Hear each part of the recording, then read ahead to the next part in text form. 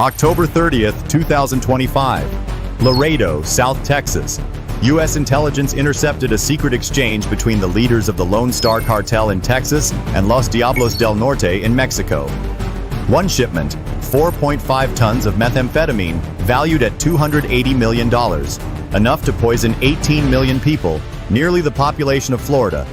Tonight, the smugglers changed the rules. No trucks, no ships. This shipment would travel by air. A Piper PA-28 Cherokee, disguised as a humanitarian aircraft, was preparing for takeoff. Destination, near San Diego, where the Lone Star Cartel was waiting. Estimated landing time, about 2 hours. The United States did not hesitate. Operation Iron Tide was activated. An FA-18 launched from the USS Gerald R. Ford, armed with 4 AIM-120 AMRAAM missiles, soared into the night sky. Above, 2 MH-60R Seahawk helicopters carried 15 Navy SEALs. Below, 3 RHIB assault craft carried 40 fully armed U.S. Marines. Could America intercept this shipment before it reached the rendezvous point? Or would it slip through and penetrate U.S. soil? I'll tell you the truth. October 30th, 2025. 3 a.m., Laredo, South Texas. For months, the border city of Laredo looked peaceful. Too peaceful. Beneath its quiet streets, the FBI and U.S. naval intelligence had built an invisible web of surveillance. 84 hidden cameras, 57 audio sensors, and 12 satellite relay stations stretching from the Rio Grande to the town's outskirts. Agents lay in wait, their presence disguised as everyday life. But behind that stillness, a storm was gathering. The result was a digital ring around two cartels, the Lone Star Cartel in Texas and Los Diablos del Norte in Mexico. They watched every handshake, every counted dollar, midnight messages, and 3-minute calls from long freight truck parking lots. Over 3 weeks, analysts logged 312 hours of footage, intercepted 247 calls, and tracked 19 money transfers through shell companies totaling $43,250,000. What the FBI and naval investigators uncovered in a single whispered hour from a hidden microphone was chilling. A midnight phone call between two cartel bosses. It revealed a shipment, 4.5 tons of methamphetamine, valued at $280 million. That quantity of meth, enough to poison 18 million people, almost the population of Florida, was about to cross the sky. What shocked investigators most was the method of transport. Not by truck, not by sea, but by cargo plane. A Piper PA-28 Cherokee, registered to a fake humanitarian organization, is scheduled to land near San Diego within 12 hours, where the Lone Star Cartel is preparing. In a shadowy hangar just across the border, cartel operatives were loading sacks of drugs onto the aircraft in under 7 minutes, protected by 5 armed men carrying AK-103 rifles. From the command post, they tracked every move. Thermal images, GPS pings, the soft whispers from the night sky. The evidence was indisputable. Somewhere between Reynosa and Laredo, a plane was about to turn the border air into a battlefield. And as dawn approached, one thought echoed across every screen. If that plane lands, 18 million lives could vanish into smoke. By 4:43 a.m., over the Gulf of Mexico, the sky was pitch black, the wind howling in sharp gusts. Below, the waves crashed against each other like whispers of what was about to unfold. Above them, flying low and silent, a Piper PA-28 carried a payload no commercial aircraft was ever allowed to bear. 4.5 tons of nearly pure methamphetamine sealed inside black canvas sacks to conceal its deadly cargo. Inside were 5 armed men, enforcers of the Los Diablos del Norte cartel. Their weapons gleamed through the narrow cabin windows. AK-103 assault rifles ready to kill if intercepted. They have 2 hours to approach and touch down at the agreed location. The aircraft was registered under Relief Med Aid Group, a fraudulent humanitarian NGO. Its flight documents, forged but flawless. To the naked eye, it appeared to be a relief mission.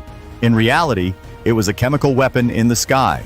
At 4:50 a.m., 80 nautical miles south of Texas. From the deck of the USS Gerald R. Ford, operators observed a thin green line moving slowly across the radar. The Piper's flight path.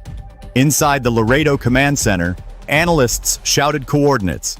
The order was given, A single FA-18 roared into the darkness. Armed with 4 AM-120 AMRAAM missiles, its mission was clear: intercept and neutralize. This was not an arrest. It was a battlefield at 9,100 meters. Inside the cockpit, the pilot's radar display flickered with dots. The target was locked. The smugglers had disabled the transponder and dropped altitude below radar coverage, skimming just above the water. But it didn't matter. The FA-18's AN/A PG-81 AESA radar cut through the veil. At 4:55 a.m., with authorization from the Joint Task Force Command, the order came through. Weapons free.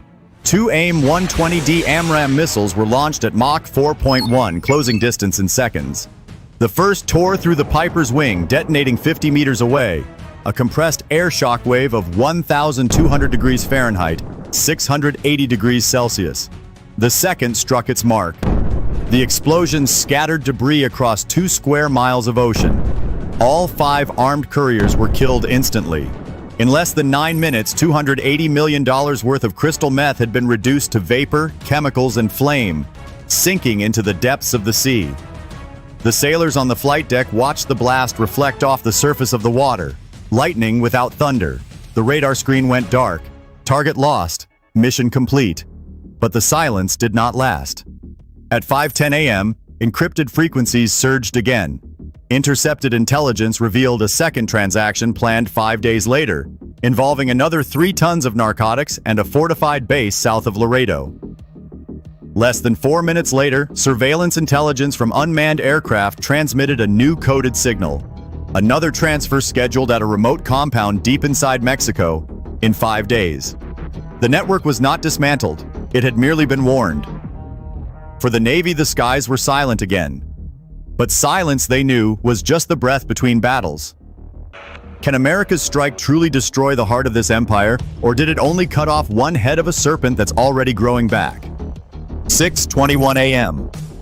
The victory in the sky lasted only a few minutes before intelligence confirmed the truth. The pipeline was still operational. Satellite data revealed the coordinates of a cartel fortress buried deep in the scrublands of the Tamaulipas Desert, a facility producing 3 tons of methamphetamine worth over $180 million, enough to poison 12 million people. Surveillance from a U.S. MQ-9 Reaper drone showed 4 main buildings, 2 underground bunkers, and a 2.4-meter wall lined with motion sensors and floodlights powered by stolen generators. Around the perimeter, 27 armed guards rotated patrols every 20 minutes. This was no hideout. It was an industrial battlefield. So the United States didn't wait. A joint special task force was mobilized in silence. 6:31 a.m. 2 MH-60R Seahawk helicopters lifted off from the USS Gerald R. Ford, their blades slicing through the air at 160 knots. Each helicopter carried 15 Navy SEALs, equipped with M4A1 rifles, M320 launchers, and helmet-mounted cameras streaming live to Laredo Command. Below, 3 RHIB assault boats sped upstream along the Rio Grande at 45 knots, carrying 40 U.S. Marines armed with M249 machine guns, Mk-46 turrets, and night vision optics. The assault force carried more than 7,000 rounds of ammunition, enough to hold an entire town if necessary. Their mission: breach, clear, and eliminate. 6:46 a.m. Thermal drones confirmed 27 cartel gunmen, each position triangulated. At the center of the compound, a convoy of trucks was parked beside 50 steel drums, each containing 60 gallons of liquid meth oil, roughly 18,000 pounds of raw chemical precursors. At 6:49 a.m., a single word came over the comms: execute. Flashbangs tore through the darkness. Smoke grenades turned sand into fog. From above, SEALs fast-roped onto rooftops while Marines breached the front gate in 22 seconds, cutting through reinforced steel with thermite explosives. The first firefight erupted, 1,200 rounds in under 2 minutes. The compound descended into chaos. Cartel gunmen scattered, firing AK-103s and FN Minimes. A heavy DSHK 12.7mm machine gun mounted on a pickup shredded the wall before being silenced by an M230 30mm cannon from the hovering Seahawk above at 100 feet. Then came the explosions. A stray bullet pierced a chemical drum, igniting 1.2 tons of crystal meth in a roaring orange blaze. 7:08 a.m. Resistance collapsed. 14 cartel gunmen were killed, 23 wounded, 11 captured alive. U.S. forces reported 3 injuries, no fatalities. In total, 1.2 tons of meth, $43 million in cash, 6 encrypted ledgers, and 11 laptops were seized. Analysts later traced $126 million laundered abroad through shell accounts in Panama and Curacao. When the final flames died out, the entire compound smoldered across 5 acres of ruins. From above, it looked like a neighborhood erased from the earth. A cartel stronghold had fallen, but the numbers spoke of something darker. $180 million destroyed tonight, yet billions more still moving. The border war was no longer measured in bullets. It was measured in tons, dollars, and lives. They thought the battle was over, but inside those burning vaults hid something far more dangerous than drugs. Don't blink. The next discovery will shock you. 8:28 a.m. The gunfire had stopped, but the smoke still clung to the compound like a ghost. Blood streaked the concrete floors. Spent shell casings littered the loading bay. The air stank of cordite, diesel, and something deeper. The rot of empire undone. Teams moved quickly. Medical units treated the wounded. Detainees were zip-tied, processed, and flown out by chopper. But it was what the raid left behind that made agents pause. Inside a hidden vault, protected by biometric locks and steel-reinforced doors, lay a trove of evidence more devastating than the meth. 5 bank-grade hard drives, water-sealed 9 burner phones, still pinging off international towers, and a folder of documents stamped with names from Panama, Belize, and Texas. The drives, decrypted within hours, revealed the scale. This compound wasn't an outpost, it was a command center. Over 700 wire transfers traced to shell corporations' accounts totaling $116 million moved monthly. Supply chains stretching from Guatemala to Dallas, with scheduled flights, drivers on payroll, and warehouses disguised as agricultural exporters. The most chilling document? A distribution forecast predicting that by March 2026, the Lone Star Diablos Alliance could flood the U.S. with 16 tons of meth per quarter, enough for 70 million individual doses every 90 days. Elsewhere in the compound, another discovery added weight to the horror. A locked room, no larger than a garage, lined with chemical burns on the floor. Inside were 3 men, severely injured. Prisoners, not employees. Their skin was burned, their hands deformed from handling precursor chemicals without gloves. They'd been forced to process meth for $10 a week, fed once a day, chained at night. One of them whispered through broken teeth, "We were promised jobs." Then they took our names. By 9:15 a.m., extraction was complete. At 9:17, with satellite confirmation, 5 GBU-53/B Stormbreaker bombs were launched from a B-2 Spirit circling offshore. The compound vanished in seconds. A $100 million hub erased in flame and dust. But the silence that followed wasn't peace. It was proof. Proof that the war had changed shape. The cartels were no longer hiding in jungles. They were operating like corporations, with balance sheets, HR departments, and death quotas, and America had just burned down their boardroom. 10:04 a.m. From the deck of the USS Gerald R. Ford, the smoke on the horizon had faded, but no one celebrated. Victory didn't feel like triumph. It felt like awareness. The battlefield was quiet now, not because the war was over, but because the enemy had moved. Inside a sealed operations room, analysts reviewed the aftermath. The numbers were staggering. Over 6.9 tons of methamphetamine intercepted across 2 strikes, $323 million in raw narcotics destroyed, $43 million in cash, seized 37 cartel members neutralized, including 3 high-ranking logistics officers. And perhaps most importantly, the severance of a corridor stretching from Central America to the U.S. heartland. But behind the numbers were truths far more disturbing. The war on drugs had changed. The cartels no longer acted like gangs. They moved like multinationals.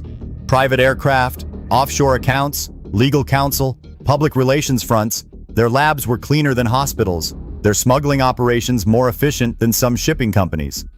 They weren't just trafficking poison, they were running an industrial syndicate.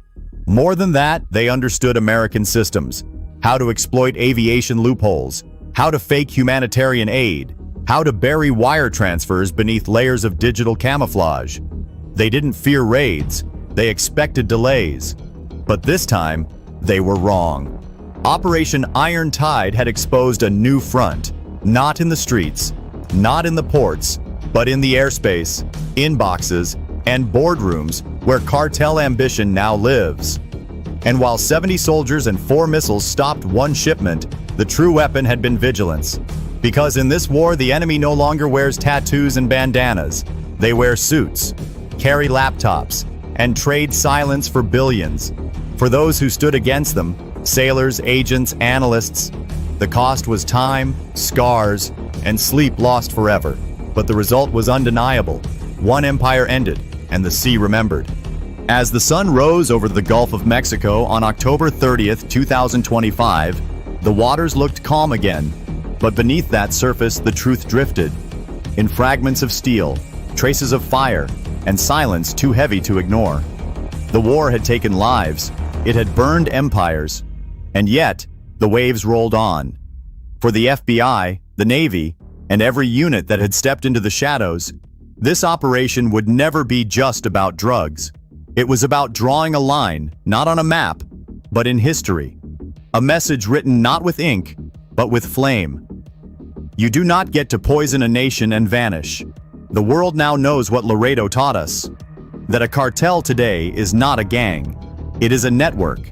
It has financiers, engineers, lawyers, and politicians. It launders billions through fake aid groups, hides bombs in relief flights, and builds fortresses behind charity logos. It's not hiding in the jungle. It's flying through our skies. And so the mission continues. Not in firefights always, but in keystrokes, in midnight phone taps, in long, quiet hours in field offices and forward decks, where men and women in uniform prepare for what comes next. Because for every plane shot down, another is being fueled. For every base destroyed, another rises in concrete and code. And the only defense left is vigilance. So remember the names, remember the dates, not for fear, but for clarity. Operation Iron Tide wasn't just a mission, it was a mirror. It showed us who they are, and who we have to be. Because in the end, the ocean doesn't forget. It only waits. If you believe America's strength must never be silenced, then show your support. Like this video, share it with others, and subscribe to our channel, because only together can we keep these untold stories alive.